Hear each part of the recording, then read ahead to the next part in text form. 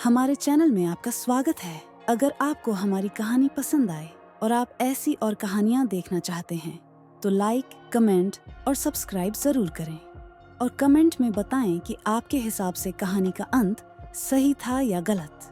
दिल्ली के पॉश इलाके में एक भव्य कोठी में रहती थी मेघा रॉय, उम्र 32, पर हर दृष्टि से 25 की लगने वाली। उसके लंबे काले बाल, हल्के बादामी रंग की त्वचा और गहरी आंखें किसी भी अजनबी को कुछ देर के लिए ठहरने को मजबूर कर देती थी। वह एक आर्टिस्ट थी, अकेली नहीं, पर अकेली जरूर महसूस करती थी। उसका पति विक्रांत रॉय एक सफल बिजनेसमैन था। पैसा, शोहरत, हर सुविधा, सब कुछ था उनके पास सिवाय प्यार के। शादी को 7 साल हो चुके थे, पर उनके रिश्ते में अब केवल दिखावे का रिश्ता बचा था। विक्रांत अक्सर टूर पर रहता और जब घर आता तो भी मोबाइल या लैपटॉप से चिपका रहता। एक शाम मेघा अपनी गैलरी में एक नई पेंटिंग पर काम कर रही थी। तभी वहां आया आरव मल्होत्रा, एक युवा लेखक जिसने उसके आर्ट के बारे में एक आर्टिकल लिखा था। आपकी आंखों में जो तड़प है वो आपकी हर कृति में उतर आती है, उसने कहा। मेघा हंसी, लेकिन भीतर कुछ कांप सा गया। वह शायद वर्षों बाद किसी के शब्दों से छुई थी। धीरे धीरे उनकी मुलाकातें बढ़ने लगी। कॉफी हाउस, आर्ट गैलरी, फिर लाइब्रेरी के कोने। आरव में वो संवेदनशीलता थी जो विक्रांत में कभी नहीं रही। वो मेघा की हर बात सुनता, उसे समझता, उसकी कला को महसूस करता। इन मुलाकातों ने मेघा के भीतर दबी इच्छाओं और भावनाओं को जगा दिया। मेघा अब 2 दुनियाओं के बीच जी रही थी। एक तरफ वो सामाजिक बंधन, एक पति जिससे अब कोई भावनात्मक जुड़ाव नहीं था, और दूसरी ओर एक नया रिश्ता जो उसे अपने होने का एहसास दिला रहा था।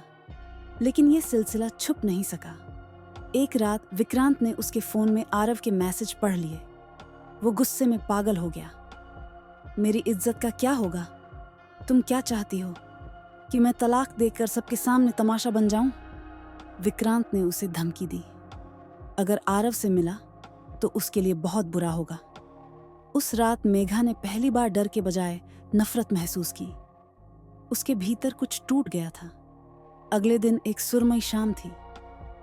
हवाओं में ठंडक थी, लेकिन मेघा का मन तप रहा था।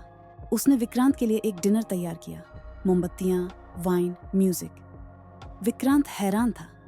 वह समझा शायद मेघा लौट आई है उसकी दुनिया में। आज कुछ खास है? उसने पूछा। हाँ, बहुत खास, मेघा ने मुस्कुराकर कहा। डिनर के दौरान वह हंसती रही, बात करती रही, लेकिन उसकी आंखों में एक अजीब ठहराव था। कुछ देर बाद विक्रांत को चक्कर आने लगा। क्या वाइन में कुछ था? उसने लड़खड़ाती आवाज में पूछा। शायद, मेघा ने ठंडे स्वर में कहा। अब मैं और नहीं झेल सकती, मैं अब आजाद होना चाहती हूं। विक्रांत फर्श पर गिर पड़ा। उसकी सांसें टूट रही थीं। पुलिस रिपोर्ट में मौत का कारण दिल का दौरा बताया गया। किसी ने शक नहीं किया। न घर में कोई गुस्सा, न कोई झर मिला। सब कुछ सामान्य लग रहा था। कुछ हफ्तों बाद मेघा ने एक नई पेंटिंग प्रदर्शनी की। आरव भी वहां था। अब वो दोनों एक साथ थे, पर उनके बीच एक गहरा रहस्य भी था। मेघा ने अपनी नई पेंटिंग का नाम रखा, मुक्ति। कभी कभी किसी स्त्री की चुप्पी उसके अपराध की नहीं, उसके अत्याचारों की कहानी होती है। और जब वो बोलती है तो वह आवाज नहीं, एक फैसला होती है।